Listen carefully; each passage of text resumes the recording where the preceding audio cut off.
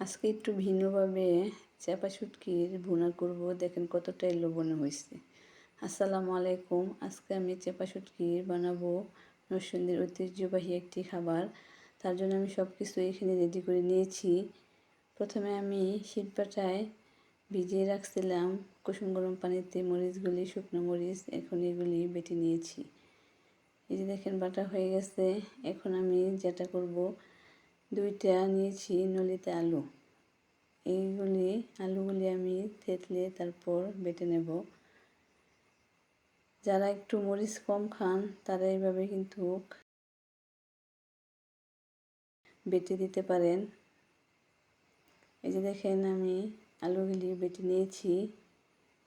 তো তারপরে আমি কিছু নিয়েছি রসুনের কোয়া। এগুলি হচ্ছে দেশি রসুনের কোয়া, আমাদের জমির। তো এখন আমি খোসা ছাড়িয়ে নিয়েছি। এখন আমি এগুলিকে থেতলে নেব। আজকে রসুনের কোয়াগুলি বাটবো না, কেটেও দেব না, একটু থেতলে করে নিয়েছি। তারপরে এই যে দেখেন থেতলে হয়ে গেছে। এখন চাপা শুটকিগুলো আমি একটু থেতলে নিচ্ছি। তো এইভাবে আমি সব কিছু আমার করা হয়ে গেছে। এই যে দেখেন সব কিছু রেডি হয়ে গেছে।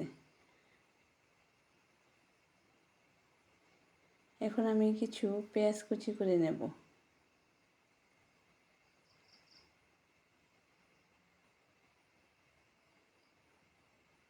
পেঁয়াজগুলি আমি ছিলে তারপর পরিষ্কার করে ধুয়ে তারপর সবগুলো পেঁয়াজ কেটে নিচ্ছি।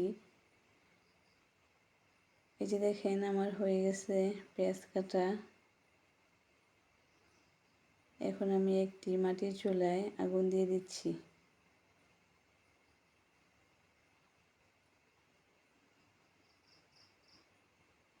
এই যে আগুনটা ধরে গেছে। এখন একটি কড়াই বসিয়ে তার মধ্যে পরিমাণ মতো তেল দিয়ে দিচ্ছি। শুটকি ভুনার মধ্যে কিন্তু এমনিতেও একটু বেশি তেল লাগে। তারপর আমি তেলটা গরম হলে দিয়ে দিয়েছি পেঁয়াজ কুচি। পেঁয়াজ কুচির সাথে একটু লবণ দিয়ে কিছুক্ষণ ভেজে নেব।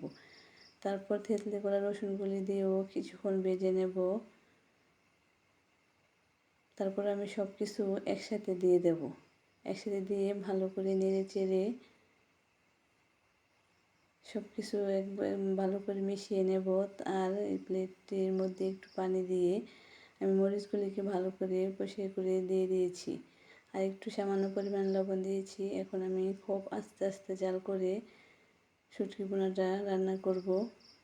তো এই যে দেখেন আস্তে আস্তে জাল করতে করতে এক সময় যখন এরকম পানিটা শুকিয়ে যাবে, এই যে লেগে লেগে যাচ্ছে, তখন আমি এই চাপা শুটকি ভুনাটা নামিয়ে ফেলবো। হয়ে গেছে আমার চাপা শুটকির ভুনা। দেখেন কতটাই লোভনীয় হয়েছে।